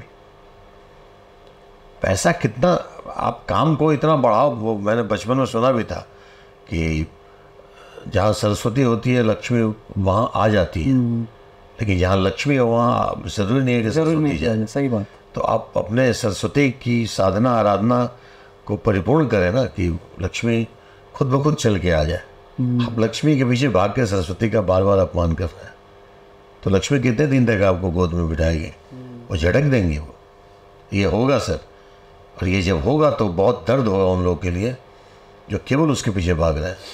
चंद लोग जो हैं हमारे जैसे सुकून वाले लोग, आनंद है, हम पूजा भी कर रहे हैं भाई, साधना कर रहे हैं। आज के डेट में ईश्वर की पूजा तो करते ही, हम अपने कर्म की पूजा कर रहे हैं, क्योंकि हमारे पास वही एक माध्यम है। हमारे पास कोई दूसरा नहीं कि हम गा भी सकते हैं या सिनेमा ही कर सकते हैं। हम सिनेमा में हो सकता है हम डायरेक्शन कर रहे हैं या राइटिंग कर रहे हैं, सिनेमा से ही जुड़े चीज़ों को हम आत्मसात कर सकते हैं। हमारे पास ऑप्शन नहीं है, यही मेरे लिए प्लस भी है कि कुछ आता ही नहीं है मुझे इसके अलावा, तो मैं करूँ क्या, मैं खुश हूँ। भोजपुरी फिल्मों में रिश्तों को सेंट्रलाइज करके काफ़ी फिल्में बनती हैं। इवन आपने बाबुल बहुत खूबसूरत फिल्म पिता का किरदार निभाया है। कुछ बताइए, आपने, मैं सुना है कि आपका अपने पिता के साथ बहुत एक अनोखा बॉन्डिंग रहा है, किस तरह के पिता थे? सख्त थे? नहीं, मेरे बाबूजी का नाम राम और मेरी माँ का नाम जानकी है। वाह। और बाबूजी मेरे राम ही थे। मैंने बारात फिल्म बनाई है, और बारात में जो अगर मेरे जो फादर हैं जो डेथ करते हैं, उनका किरदार 60% वो कैरेक्टराइजेशन मेरे फादर का है। एक मेरे जीवन के एक हालात थे, आज उसकी चर्चा करता हूँ। मेरे बाबूजी बहुत बीमार थे, बॉम्बे में आया था, नया स्ट्रगल कर रहा था, और मतलब बहुत दुबले हो गए थे मेरे बाबूजी। तो उन्होंने बोला था कि आप जब बॉम्बे से आइएगा ना, तो मेरे लिए एक बेल्ट ले लीजिएगा, पैंट मेरा ढीला हो गया। तो मैं बोला कि ठीक है आऊँगा। उस काम तो करता नहीं था उस समय, स्ट्रगल में ही। अच्छा, फिर आने से पहले की बात है ये? हाँ, पैदल चलते चलते हालत हो जाती थी। तो मैं सोचा कि थोड़ा बहुत कुछ भी काम कर लूँ, थोड़ा 100-200 का बेल्ट लेके जाऊँगा बाबूजी के लिए। और ये सोचते ही रह गया, और बाबूजी नहीं रहे। अब मैं बेल्ट की फैक्ट्री भी खोल लूँ, लेकिन वो कमर कहाँ से लाऊंगा? कभी नहीं पाए। तो मेरे जीवन की सबसे जो बड़ी हार है, मैंने बारात में उस सीक्वेंस को रखा है। तो आपके पिताजी ने आपका ये सक्सेस देखा? नहीं देखा। नहीं देखा। फ्लोटिंग वाले कुछ किरदार देखा, और जय हनुमान में मैंने मामा मारीश बना था, तो देखा उन्होंने। वो इतने खुश होते थे, सबको बुला करके दिखाते थे। मेरी माँ ने देखा, मेरे इस वक्त वो देख भी रही हैं, और मैं कोई कसर नहीं छोड़ता हूँ उनको। बाबूजी के जो सारे जो मेरे जीवन में उनके प्रति जो भी चीज़ें बची हुई है, मैं कोशिश करता हूँ यहाँ पूर्ण करूँ। बट मेरे जीवन से सबसे बड़ी शिकायत यही है कि मेरे कुछ भी हैप्पीनेस को मेरे बाबूजी ने नहीं देखा, और ये मलाल रहेगा, खुद से रहेगा। और ये हादसा बहुत कचोटती है कि वही है कि वो कमर कहाँ से लाऊंगा, बेल्ट कहाँ से? सही बात है। शायद मैं तब 10 रुपये का भी बेल्ट लेके जाता, तो कम से कम बाबूजी उसको पहनते तो सुकून होता मुझे। तो इसलिए कि बहुत एक सबक भी है मेरे लिए कि बहुत ज़्यादा की चाहत में और छोटी खुशियों का त्याग ना करें। हम चाह लेते हैं कि हमको ये ऑस्कर चाहिए, हम ये छोटी खुशियाँ हमारी ज़िंदगी में बाबुल ने जो दे दी है, इसको भूल जाए, इसको ऑस्कर के लिए फिल्म बना लें। छोटी छोटी खुशियों को भी आप जीना पड़ेगा। एक्चुअली खुशियाँ छोटी छोटी होती हैं, बड़ी खुशी तो हादसे में बदल जाता है कभी कभी। सही बात है। आप वहाँ ज़्यादा खुश हो जाएंगे, बड़ी खुशी में हार्ट अटैक आ जाएगा, वो हादसा हो गया आपका। तो बड़ी खुशियों की चाहत में छोटी छोटी खुशियों की कुर्बानी नहीं करनी चाहिए। मैंने किया, वो गुनाह किया, और उसकी सज़ा पूरी ज़िंदगी क्षणिक स्तर पर भुगत ही लेता हूँ मैं। आपकी जैसी सेम स्टोरी मेरी भी है। मेरे पापा भी मैं क्रिकेट खेलने के लिए या फिल्म देखने के लिए स्पेशली, मैं शुरू से फिल्मों का बहुत शौकीन रहा हूँ, क्लासेस छोड़ के बंक करके। ये आपके जो रिव्यूज होते हैं बाप अद्भुत होता है। मेरे पापा को बड़ा गुस्सा आता था कि ये फिल्म क्लास छोड़ के गया वो देखने, और मेरे को मारते भी थे, बोलते थे ये फिल्म वाले क्या, ये लोग तो अपना कम कर रहे हैं, तुम क्या करोगे, तुम्हारी ज़िंदगी एक दिन फिल्म बन के रह जाएगी। और ऐसे चीज़ें बदलती गई कि मैं एक टाइम में जो मैं हमारे वहाँ पे थिएटर, बहुत पुराना थिएटर जहाँ 10 साल पुरानी फिल्में लगा करती थी, वो देखने जाता था। और एक टाइम आज है कि जब इंडिया में 50 लोगों को फिल्म दिखाई जाती है रिलीज से पहले, तो उनमें से एक मैं होता। उस सक्सेस को मेरे पापा नहीं देख पाए। जब मैं उस स्टेज पे था उसी वक्त वो चले गए। तो वैसा ही बलन जैसा आप फील करते हैं, वो मैं भी मेरे अंदर हमेशा रहता है कि अब कुछ दिन और रह जाते। कोई बात नहीं, वो तो हमारे वश में था नहीं। और मैं अपने फादर के प्रति जो भी मेरे मन में अरमान प्रेम रहा है, अब मैं बेजुबानों को लेकर के मैं सब चाहता हूँ बरसा दूँ। और ये मुझे क्षमता भी दिया ईश्वर ने, और मेरे घर के पूरे फैमिली मेम्बर्स को मानसिकता भी दे दिया है कि बेजुबानों की सेवा करो। वो एक अच्छा लगता है। हम प्रेम अब एक चीज़ से विरक्ति से होने लगी है मुझे कि इंसानों के प्रति आप कितना प्रेम लुटा दो, आपको बदनामी ही मिलती है। हो सकता है यश नहीं हो मेरी अपनी ज़िंदगी में, कभी कभी ये सुनने को मिलता है गाँव घर में कि कुछ भी कर लो उसको यश नहीं है, सही किसी चीज़ का यश नहीं मिलने वाला होता है। तो इंसानों से मुझे यश नहीं मिल पाया कभी। मैं ये नहीं चाहता हूँ कि बदले में कुछ चाहिए, लेकिन बदले में तिरस्कार भी नहीं चाहिए। तिरस्कार भी, सही बात। आप यश ना दें हमें, अपयश भी ना दें। बेजुबान क्या है, आपको प्रेम अगर आपने थोड़ी सी उसको अपना मोहब्बत दिखा दी ना, तो आपके पीछे कुर्बान हो जाएगा। और मैं ये मानता हूँ और मैं ये जानता हूँ कि ये साक्षात जो मेरी जो इच्छा जो मेरे मन से निकली हो, वो मेरा पूर्ण हुआ है तो बेजुबानों में। बाकी अपनी ज़िंदगी में कोई इच्छा अभी निकली हो और तुरंत मैं उसको ईश्वर पूरी कर दे, नहीं हुआ है। मैं जो मेरा राजू जो अभी डेथ किया, उस सड़क पे ऑलरेडी बूढ़ा था। चंद शैतान रूपी इंसानों ने उसको खंजर से मार मार के ना उसको ये कर दिया था, मार दिया था। जब मुझे पता चला, उसको मैं देखता था पहले, मैं घर में चर्चा करता। राजू इनका पेट डॉग है। हाँ था एक्चुअली। तो मैं चर्चा करता था मेरे घर में कि मेरी इच्छा होती है, मेरी पत्नी को बोलता था कि एक बार उसको घर में ला के नहलाऊँ, उसको एक दिन कम से कम रखूँ। विलन का अब हो गया, चेंज हो गया, मतलब अब वो नहीं किया चिल्ला के हम ये कर देंगे। चिल्लाना तो मैं वैसे भी मैकेनिकल परफॉर्मेंस कभी कभी करने का अवसर मिला है, क्योंकि विलन में इतने स्कोप होते थे कि आप कभी कुछ भी बन जाए। मैकेनिकल एक्टिंग कर रही है, एक फिल्म में खुद ही बना लिया मैंने गिद्धराज, तो गर्दन हिला करके, तो मैकेनिकल मैं कभी कभी करना पड़ता है।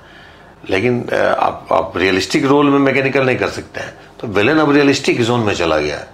अभी भी मैकेनिकल किरदार लिख रहे हो कि मैं वो जो शब्द लोग लिखते हैं, तुकबंदी था, मैं इतना लिख देता है, हो गया रे तुकबंदी। दूध मांगोगे खीर देंगे, कश्मीर मांगोगे चीर देंगे। अब मैंने अब ये सब बोलने में बड़ी शर्मिंदगी आती है अंदर से। हाँ सही बात है कि ये डायलॉग्स हो गया, अब खत्म हो गया। टाइम था बहुत चला, अब बदलाव होना चाहिए। मैंने खुद ही मेरे तकिया कलाम, एक से एक तकिया कलाम रहे मैंने। ये जो रवि जी जो जिस मेरे उस लाइन को मशहूर किए थे कि जिंदगी झंडवा फिर भी घमंड, वही मेरा तकिया कलाम है। अच्छा, फिल्म भी मेरी है। अरे हीरो भी रवि जी थे उसमें। तो रवि जी तो आज तक उसी की खाता है। ये जिंदगी वो उसमें विलन होता है, बड़ा सेंटी होता है वो। हर अलग अलग सीक्वेंस में उस जोन में वो जिंदगी झंडवा फिर भी घमंड मलंग विलन। कौन सी फिल्म थी? फिल्म का नाम भी रवि किशन था। रवि किशन का डबल रोल था और जरीना बहाव थी रवि जी की माँ, जो हिंदी वाले आदित्य जी की पत्नी। मैं विलन था और first time larger than life villain, young and old दोनों था उसमें। ओके। तो वो एक तरह से इन्फ्लुएंस था फिल्म राम लखन का। तो वो विलन जो है वो अमरीश पुरी जैसा किरदार था, बहुत क्रूएल था। तो वो बहुत अच्छा किरदार है वो, आप देखिएगा बड़ा आनंद आएगा। रवि किशन नाम है फिल्म का। जिंदगी झंडवा फिर भी घमंड। तो विलन का डायलॉग चुरा के रियल लाइफ हीरो बन गए। एक्चुअली ये मैंने उनको बोला, रवि जी हमारे बड़े अच्छे मित्र हैं, जो बिग बॉस में जा रहे थे। हाँ, वहीं से तो चमके थे। हाँ, तो जब बिग बॉस में जा रहे थे तो हमारी लास्ट तक बहुत देर तक बातें हुई थी। तो एक दोस्ती में चीजें बातें हुई, बोला कि ये अब बोल देना कुछ हो तो बोल दिया, वो क्लिक कर गया, वो हो गया। तो अच्छा है, वो रवि जी ने उसको बड़ा फेमस किया है। एक और मेरा डायलॉग है, जो अभी अक्षरा बिग बॉस में गई थी तो बोली कि, तो मैंने बोला कि फटी तो फटी पावर ने गड्डी। अच्छा, ये भी मेरी फिल्म का लाइन है। तो मेरी फिल्म के बड़े तकिया कलाम रहे हैं पहले के, तो ये मैं करता था। अब वो नहीं अच्छा लगता है, अब वो लगता है बड़ा बचकाना है यार। वो वक्त था जब डाइजेस्ट मैं भी किया तो मैं लोगों को डाइजेस्ट करवाया। अब जो मैं ही डाइजेस्ट नहीं कर पाऊँ, लोगों को कहाँ से डाइजेस्ट कराऊंगा। तो अब इन चीज़ों से थोड़ी विरक्ति चाहता हूँ और वल्गर फालतू सिनेमा से भी मुक्ति चाहता हूँ। साधना सिनेमा के लिए किया तो सिनेमा की परिपूर्णता की तरफ ईश्वर मुझे ले जाए, ये प्रार्थना के साथ ही अभी काम कर रहा हूँ। हमारे वश में जितना है कर सकता हूँ सर, बाकी सब ऊपर वाले अभी समेट के बैठे हुए हैं कि बेटा थोड़ा और भी संघर्ष कर। मेरा बहुत कठिन संघर्ष का दौर चल रहा है, जहाँ खाने के लिए तो है, रहने के लिए है, लेकिन जिस चीज के लिए हम है वो नहीं है। वो लगता है कि बहुत दूर अभी चला जा रहा है। मैं पकड़ने जाता हूँ, लगता फिर वहां पहुंच गया। लेकिन ठीक है, दौड़ जाऊं, कूद जाऊंगा सीधा वहां तक, मैं पकड़ लूंगा मैं। एक एक्टर को अगर उसके किरदार से जाना जाए तो उसको बड़ी खुशी होती है। अब रामायण है, रामायण सीरियल को आप ले लीजिए, अरुण गोविल को रियल में राम मानते थे भगवान, वो लोग सब एक टाइम में फोटो लगाते थे उनकी राम भगवान की। आपने इतने अच्छे अच्छे किरदार निभाए हैं, क्रूर किरदार निभाए हैं, कभी रियल लाइफ में आपको कोई हेट मिला है इन सब चीज़ों की वजह से? भाई साहब बहुत गंदे तरीके का हेट मिला है। मैं हमारे एक इंडस्ट्री के बड़े अच्छे डायरेक्टर हैं राजकुमार राज पांडे जी, उनके साथ एक फिल्म थी लहरिया लुटेरा आई थिंक, तो उसके प्रमोशन में गए थे हम बिहार। तो नहीं होता है कि एक हैप्पीनेस में पब्लिक जब पागल हो रही है, महिलाएं चारों तरफ हैं, मैंने पूछ दिया सिनेमा हॉल में बैठी महिलाओं से कैसी लगी फिल्म। पता नहीं किस क्रोध में थी, मुझे मंच पे सिनेमा हॉल के पास प्रमोशन में खड़ा था मैं, सिनेमा हॉल के पर्दे के पास हम लोग प्रमोशन करते थे पहले, तो जब उतर करके पब्लिकों के बीच से जा रहा था, किस खुंदक में थी, चप्पल उठा के मारना शुरू कर दी। क्या बात कर रहे? और जो गाली वाली देना शुरू कर दी। अरे सिनेमा हॉल के स्टाफ लोग आकर के हमें रोके, लोगों ने बड़ी तारीफ की कि यार अच्छा आशीर्वाद मिला, मतलब भाग ऐसा आशीर्वाद। मेरी माँ मेरी फैमिली जाती थी फिल्म देखने पहले, तो होता है ना कि मेरा बेटा है, बड़ा नाम है, सिनेमा देखने जाते थे, लेकिन मेरे एंट्री पे खूब ताली पड़ती थी, लेकिन उसके बाद जो गालियों का बौछार मिलता था, तो ये मैं बहुत मुझे गाली सुनने को मिला है। मेरा वो खौफ था विलन के टाइम पे कि पब्लिक चाहो तो उससे भीड़ लगाई हुई, लेकिन आपस में लोग ठेलम ठेली कर रहे हैं, बीच का इतना गैप होता था। तब तक जब तक मैं किसी पब्लिक को बुला के हाथ नहीं मिलाता था। अब वो जो मेरे जो फैंस थे वो अब मुझे बेइंतहा प्रेम करने लगे। अब सम्मानित प्रेम जिसको कह सकते हैं। उस समय एक एक्टर के तहत लोग मेरे प्रशंसक होते थे, लेकिन अब सम्मानित प्रेम करने लग गए। जो मैं आज जाता हूँ तो एक होता है कि बहुत रिस्पेक्ट में आपको प्रणाम भी कर लेते हैं, रिस्पेक्ट में आपसे बात भी करते हैं। प्रेम अब हमारे उस फैंस में प्रेम ज़्यादा नजर आता है, तो अच्छा लगता है। एक सम्मानित प्रेम, एक एक्टर को सम्मान पाना बड़ा मुश्किल से सम्मान मिलता है सर। आपको हम बहुत एज एन एक्टर बहुत अच्छा मानते हैं, और आपको आपके नाम के साथ कुछ अपभ्रंश शब्द लगा दें तो वो प्रेम नहीं है, वो सम्मान नहीं है। अगर आज मुझे कोई बारे अवधेशवा की फिल्म देखने गए थे तो फिर वो तो मेरा सम्मान नहीं रहा। हाँ सही बात। अरे अवधेश जी की फिल्म देखने गए थे, अच्छा लगता है। तो वो अब बढ़ा है। पहले तो लोग ऐसा ही बोलते होंगे, अरे विलन माँ वो सरवा की फिल्म देखे जाते, तो ये सब बातें होती थी। अब नहीं, अब बहुत सम्मानित प्रेम लोग करना शुरू किए हैं।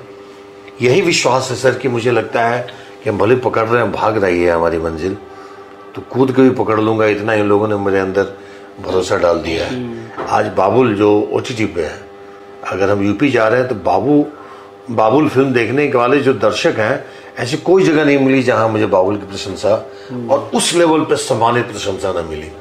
तो वो लोग हैं अभी साहब, वो मरे नहीं हैं। एक्चुअली सम्मान तो आपको उसी से मिला। हाँ, काम तो पैसा वो मरे नहीं है। अगर वो है तो हम क्यों हारे भाई साहब? सही बात।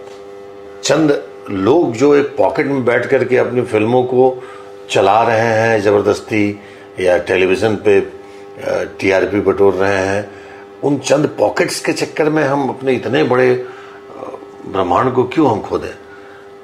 ये पॉकेट के चक्कर में हम नहीं पड़ रहे हैं। आपने इंडस्ट्री की बात की इसलिए मैंने बताया कि ये हो रहा है। बाकी आई एम वेरी हैप्पी, बहुत खुश हूँ, क्योंकि हमारे पास जुगनू और बाबुल के दर्शक पागल हैं। इवन आपने भी बाबुल के ट्रेलर देखा था, आपने भी एक बहुत सार्थक उसका रिव्यूज किया था। तो आप जैसे लोग जब इतना सार्थक रिव्यूज करें तो उससे हौसला ही बढ़ता भाई साहब। और क्रिटिकली मुझे लगता है बाबुल जैसी सराहित फिल्म कोई नहीं है अभी तक, हमारी इंडस्ट्री में तो नहीं है। बिल्कुल क्रिटिकली लोगों ने देखा, चाहे उसके शोज हुए, वो मल्टीप्लेक्स में शोज हुए, चाहे बॉम्बे में हुए, तो जो लोगों ने देखा, जब लोगों को बोलने के लिए कुछ नहीं था तो बस ये बोले कि बहुत ज़्यादा रुलाया हो, उसमें इमोशन उतना बर्दाश्त नहीं होता है, उतना इमोशन। तो मैं रुलाने के लिए बनाया था भाई, मेरा जोन ही वही था। बहुत नकारात्मक एंडिंग है, तो हर जीवन की एंडिंग सकारात्मक होती है क्या? तो जब जीवन का अंत सकारात्मक नहीं है हर जीवन का, तो हर फिल्म का अंत सकारात्मक क्यों? सही बात, एकदम सही। कि हमारी 2 पढ़ी हुई बेटी सुसाइड ना करें। अरे कितनी पढ़ी हुई लिखी गुणवत्ता डीएम कलेक्टर की बेटियां सब सुसाइड करती हैं। सुसाइड करने के चंद रीजंस होते हैं, रीजन इमोशन है कि बेटी फादर को जिंदा रखने के लिए सुसाइड करती है और फादर बेटी को जिंदा रखने के लिए अपने आप को समाप्त करता है। ये समर्पण, वो तो आदमी मरने के बाद भी जीवित हो जाएगा। तो आप देखो सिनेमा तो आप हम रुलाने के लिए बनाया भाई। जुगनू हमारी ट्रेवलिंग वाली फिल्म थी, मुद्दा हर फिल्म है परिंदा कि पत्नी के मरने के बाद हम लोग अमूमन शादी करते हैं, उसमें 2 विंग चल रहा है। एक विधवा की जिंदगी में एक आदमी क्यों नहीं आ सकता है। दूसरी बात कि अगर एक आदमी की पत्नी चली गई तो क्या आवश्यक है कि वो दूसरी शादी कर ले। आप प्रेम नहीं कर सकते हो ना, शरीर बदल सकते हो। तो शरीर जब उसका छिन गया तो मेरे शरीर, हमारी बेटी हो गई, हमारी दुनिया हो गई है, हम कैसे प्रेम कर सकते हैं दूसरे को। वो प्रेम, पत्नी का प्रेम तो नहीं कर सकते हो। वो मुद्दा है कि हम, जब मेरी पत्नी नहीं है दुनिया में तो हम क्यों दूसरी शादी करें, क्या जरूरत है। वो अपनी अमानत दे के गई है, बेटी है, उसको पालना है, बड़ा करना है, हमारा प्रेम जिंदा रहेगा, हम उसका बंटवारा कैसे कर दें। सही बात है। बारात है, बारात का एक अलग ही मुद्दा है, हर घर की कहानी है कि एक मदर फादर मिलकर के 3 बच्चों को तो पाल लेते हैं और 3 बच्चे मिलकर के मदर फादर का अंतिम संस्कार करने में नाकर नुकुर कर रहे हैं और बंटवारे तक, और यहाँ तक बात पहुँच जाती है कि भाई या तो पहले बंटवारा हो तभी ये चिता जलेगी में। तो ये जीवन है, डिफरेंट कहानी है। वो भी भोजपुरी में, मतलब एक्सेप्टेंस हो रही है अब। डेफिनेटली सर, ये अभी आने दीजिए सिनेमा। भूत भी बनाया तो एक अननेचुरल चीज है ये। भूत को नेचुरल तो हम लोग नहीं मान सकते हैं, साइंटिफिकली या लीगली तो नहीं मानते हैं, लेकिन ये सत्य है कि जो हम सब के अंदर कहीं ना कहीं ये चलता है कि भूत है। एक प्रेत योनि भी होती है, जैसे मनुष्य योनि है, बिल्कुल वैसे एक प्रेत योनि है। काल्पनिक योनि हम बना सकते हैं, कोई वहां लॉजिक नहीं है। तो इलॉजिकल चीज को कितने लॉजिक के साथ बनाना भी अपने आप में बड़ा चैलेंज है कि हम इलॉजिकल चीजें की भूत हमने बनाया है। हाँ। भूत है जो हमें डराता है, तो वो जब डराता है तो भूत हमें रुला भी सकता है। और वहां पे भाव है हमारा कि पिता पुत्री का रिश्ता एक ऐसा अटूट रिश्ता है, जीते जी तो है ही तुम्हारे साथ, मरने के बाद भी एक रूह बन करके पिता पुत्री साथ है। और मोह इस कदर का है कि जब मोक्ष की घड़ी आई तो दोनों एक दूसरे से जुदा नहीं होना चाहते हैं कि मोक्ष के बाद एक दूसरे से मिल नहीं पाएंगे, फिर दोनों को अलग अलग योनि मिल जाएंगी। तो वो कहानी है।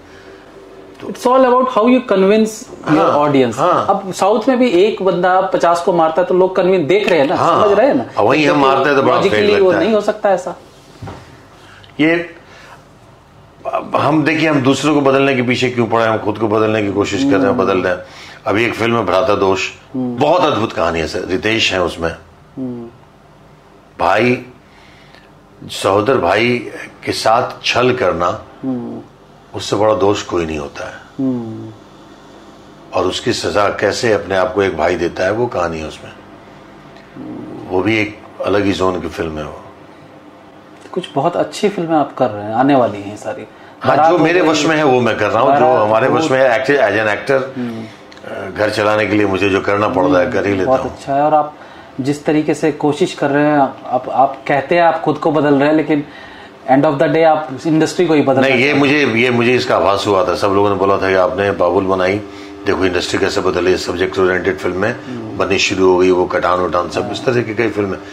लेकिन भाई उसके बाद तो अभी ऐसी दुनिया चली गई, टीआरपी भी पहुंच गई है, तो कंटेंट के नाम पे जो वाहियातपन अभी होना शुरू हुआ, तो मैं अपने उस कंटेंट को दोषी मानता हूँ। आप तो अपनी तरफ से कोशिश ही कर सकते हैं। नहीं तो फिर उसकी दुहाई लोग ना दें। हाँ। आज भी लोग दुहाई देते हैं कि शुरुआत तो ने की बाबुल और जुगनू से। अरे मैंने तो की थी कुछ बेहतरी के लिए कि हमारी जैसे सोच वाले तो 4 आ जाओ। तो मेरी सोच को लोगों ने नकारात्मक बनाना शुरू कर दिया, मेरे से लोग खफा होना शुरू हो गए। तो अब आगे आपके क्या प्लान्स हैं? आप किस तरह से, मतलब आप तो ऑब्वियसली ये तो जता चुके, आप भेड़चाल का हिस्सा तो नहीं बनेंगे। नहीं बनूंगा, है ना। कुछ बहुत अच्छे आपके पास फिल्में कर रहे हैं आप आने वाले टाइम में, वो दोष भ्राता हो या भूत हो या फिर बारात हो, और क्या कुछ सोच रहे कभी इससे अलग बॉलीवुड में या OTT वगैरह में जाने की सोचते हैं? एज एन एक्टर ईश्वर मुझे जहाँ ले जाए मैं कभी भी उसको नकार नहीं सकता हूँ। मैंने एक इंस्पेक्टर विनाश जो सीरियल आया था, वो ये सीरीज था इंस्पेक्टर विनाश, वो रणदीप हुड्डा उसमें किया भी है। मैं 4 एपिसोड में हूँ उसमें। अच्छा। मैंने एक धर्मा प्रोडक्शन और शिक्षा फिल्म्स की आघात भी किया है अभी, जिसका किल नाम से फिल्म है, और वो बड़े बड़े फेस्टिवल में गई है। किल। अच्छा, किल। हाँ, ये सब भी करते रहता हूँ। अच्छा। लेकिन मेरे लिए जो जगह है, मुझे लगता है कि जहाँ मेरा एक अपना क्षेत्र है, वहाँ अधिकार भी ईश्वर ने दिया है, लोगों का प्यार भी है। इस जगह को मैं और कितनी सार्थकता प्रदान करूं, मैं ये चाहता हूं। और मैं लगा हुआ हूं कि अब क्या इधर उधर भटक करके कुछ तो मिलने वाला है नहीं। ना मेरी अब वो उम्र रही, ना मेरी वो क्षमता भी रही कि मैं वो संघर्ष करूं, और अब चाहत में भी नहीं है भाई। क्योंकि हम अगर उसको चाहने में जितना वक्त गंवाएंगे, हम अपने चाहत को यहाँ और भी मजबूती से चरितार्थ कर सकते हैं। तो हम यहीं पे जो कर पाए करेंगे, और कर भी रहे हैं, इससे हम पीछे नहीं हटेंगे। मुझे मालूम है कि हमारे अंदर त्यागने की क्षमता है बहुत ज्यादा, तो पाने की मतलब उम्मीदें भी ज्यादा हम रख सकते हैं कि हम ईश्वर देंगे। ऐसे बहुत भूखा नहीं हूं मैं, अपने कर्म का भूखा हूं। जिम्मेदारी भी नहीं है, अब क्या है, रहने के लिए घर दे दिया भगवान ने। इतना एज एन एक्टर मुझे ईश्वर दे ही देंगे कि हम अपना घर परिवार और चंद बेजुबान जो हमारे घर में या सड़क पे जिनको मौका दिया है ईश्वर ने कि इन लोगों को खिलाओ, सेवा करो, वो कर ले। इतना ही मुझे धन चाहिए। बेटी की शादी हो गई, बेटा अपने पाँव पे खड़ा है, अब हमें क्या करना है? एक ही जो भक्ति है हमारी सिनेमा, उधर ही हमें जाना है। गाड़ियों का शौक है नहीं, चलने के लिए गाड़ी है तो ठीक है, नहीं तो अब तो मैं ऑटो पे भी कभी कभी चल देता हूँ। बॉम्बे की ट्रैफिक इतनी है कि गाड़ी निकालने में भी तकलीफ होती है, तो कभी मेट्रो पे भी चल देता हूँ, ओला उबेर पे भी चलता हूँ। लोकल ट्रेन पे नहीं चलता हूँ क्योंकि वहां तक पब्लिक बहुत परेशान करती है, तो वहाँ एक मजबूरी है। नहीं तो रात अगर बहुत ज्यादा कभी हो जाए तो एक कोई साथ में 2-3 रहे तो मैं चल लेता हूँ लोकल ट्रेन पे भी, जहाँ पब्लिक थोड़ा समझ जाए। भीड़ को नहीं संभाल सकते, लेकिन 2-4 को तो बात प्यार से बतिया सकते हैं। बिल्कुल। तो मेरे में अब कोई ऐसा नहीं है। अगर सही मुझे इंडस्ट्री बाबा बोलती है, सब लोग बाबा बोलते हैं, तो मैं वाकई मेरे अंदर भी वो बदलाव आते जा रहा है। पहनने के लिए लुंगी कुर्ता ही पहनता हूँ आम जीवन में, कभी कभी दिखवे दिखावे के लिए पैंट जींस में पूजा पाठ करता हूँ, ईश्वर की भक्ति, अपना कसरत करता हूँ। शरीर की शक्ति बढ़ानी है और अपने मन की जागृति बढ़ानी है। बाकी कोई चाहत नहीं जिंदगी में, अभी यही है। अब क्या करें? आपके भविष्य के लिए बहुत बहुत शुभकामनाएं, और बहुत मजा आया आपके साथ बात करके। नॉर्मली इतना मजा मुझे भी लगा, क्योंकि आपने कुछ सवाल नहीं किए, हमने बातचीत की। और वाकई ये मैंने अपनी जिंदगी में हजारों इंटरव्यूज दिए होंगे, ये इंटरव्यू मुझे बड़ा सुखद, यादगार और कितना ज्यादा पल बीता है, पता भी नहीं चला, हम लोग बैठे रह गए। तो अच्छा है, बहुत मजा आया मुझे। आप साहिल भाई, हम आपको अभी तक आपके जितने रिव्यूज थे वो देखा करते थे, उस माध्यम से आपको जाने। और सबसे पहले मैं बाबुल में जो आपने रिव्यूज किया था, तो जितनी संजीदगी से आपने छोटी छोटी चीज़ों को, मुझे याद है, शायद आप भूल गए होंगे, उसमें fade out fade in trailer में ज़्यादा था, आपने उसको मार्क किया था। मैं ये देखा कि ये आदमी इतना डीप में घुसा हुआ है, कुछ ज़्यादा हो रहा है, रिपीटेशन ज़्यादा हो रहा है, फेड आउट फेड इन। आपने ट्रेलर की तारीफ की, लेकिन वो ब्लैकआउट जो हो जाता था उसकी आपने, तो वो मैं वो दूसरी फिल्म से कंप्लीट सुधार दिया कि ये सब नहीं भाई। क्योंकि जो आप गुणी आदमी से का जब कुछ रिव्यू सुनते हैं, जब आप बात करते हैं, तो आपको कुछ ज्ञान लेना भी चाहिए। ऐसा नहीं कि सुन लिए, अगर आप मुझे गलिया भी रहे हो तो देखो कि क्यों गलिया रहा है, और उसके पहले ये जरूर देखूंगा कि गलियाने वाला आखिर है कौन। ये वो तो नहीं है जो हमसे खौफ ज़दा है या हमसे जलता है, या तो अगर वो मुझे गलिया रहा है तब तो उसको रिप्लाई में या तो चुप हो जाओ या फिर उससे बड़ी गाली दे। आप अगर किसी को कुछ आप नेगेटिव बोल रहे हैं किसी फिल्म के लिए, ट्रेलर के लिए, तो रीजन होना चाहिए ना उसके पीछे कि क्यों है ऐसा, क्यों है। लेकिन आजकल अब चलिए वो एक अलग टॉपिक है कि यूट्यूब पे जिस तरीके से फिल्म क्रिटिक्स की बाढ़ आई हुई है, और हाँ वाहियात लोग जो व्यक्तिगत रिश्ते वाले हैं, हाँ। जैसे बाबुल में ही व्यक्तिगत रिश्ते के 1-2 क्रिटिक्स जो बॉम्बे में लोकलाइज घूमते हैं, यूट्यूबर्स, फेसबुक किया जो होते हैं, ये उसमें से एक ने बहुत अजीब तरीके का वो रिव्यू किया था, जिसकी प्रतिक्रिया मैं नहीं, सब लोगों ने, दर्शकों ने उसको गलियाना शुरू कर दिया। उसको नहीं करना चाहिए था। व्यक्तिगत ताल्लुकात है तो और भी चुप होना चाहिए था। प्रोफेशनलिज्म अपनी जगह है। चलिए, बहुत अच्छा लगा आपके साथ मिलकर, आपने इतना टाइम दिया, बहुत बहुत आपका धन्यवाद। आप धन्यवाद आपका, और तमाम दर्शक जो हमें देख रहे हैं, देखेंगे, सबका कोटि कोटि धन्यवाद, नमन। और जस्ट ब्लेस मी, मेरी मजबूती में सबसे बड़ा योगदान आपका होगा। जस्ट ब्लेस मी, शक्ति दीजिए, कुछ करेंगे ईश्वर। थैंक यू, प्रणाम।